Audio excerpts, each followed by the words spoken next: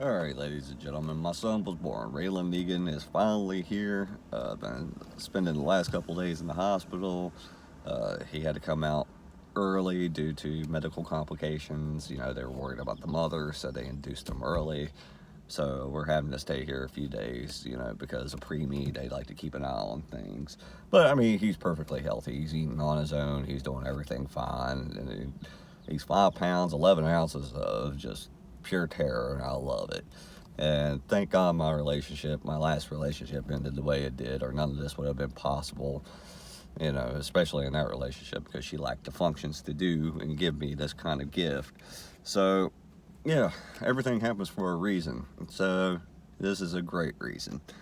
Uh, and a lot of things got put on hold this week, you know, that I'm going to have to push off till next week or maybe a little bit after, but that's okay. I'm in no big hurry. Things will get done what needs to be get done, and it'll be taken care of. It's no sweat off my back. So, as I'm sitting here enjoying a new baby, I noticed the topic of abortion has become a big issue in today's news, with laws being passed here and there. And I'd like to ask everybody to drop their emotions about this and just listen to actual reason and common sense. Abortion is not really a valid option, not unless it's medically necessary to save the mother, or to, if something's wrong with the child, and you know it's going to die anyways. I mean, unless it's medical wise, abortion isn't really needed in today's times. And people will go, oh, what do you mean? Well, what about people who get raped or incest, or those type of cases? Well, here's the thing: the morning after pill, if you're really concerned about it, it's $20. Why? Why in the world, after such an incident, if you're so concerned about it, wouldn't you do that option instead of going to the most expensive option of having an abortion? $20 compared to the price of an abortion. I mean, come on. Common sense would dictate that you do what you got to do.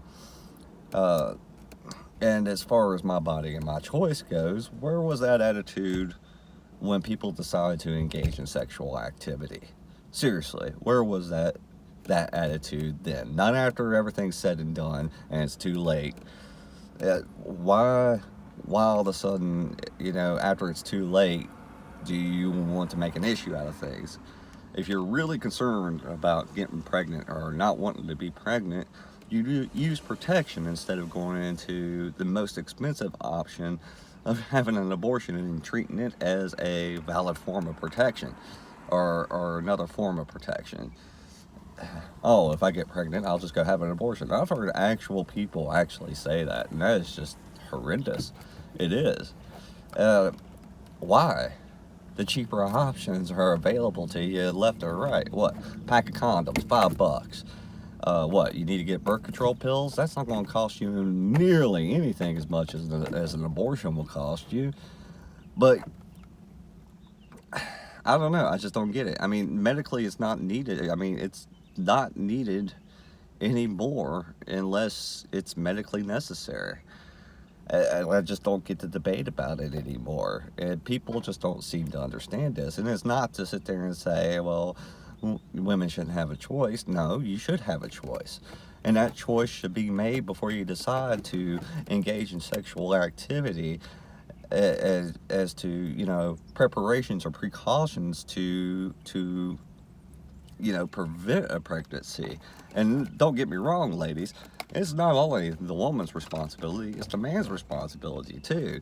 You know, I don't believe that a man should get off scot free either, you know, knocking up a woman and taking her off. No, sorry. You know, they did it, they should be forced to pay, you know, just like anybody else. But here's the thing: men need to take up responsibility in the area of protections as well.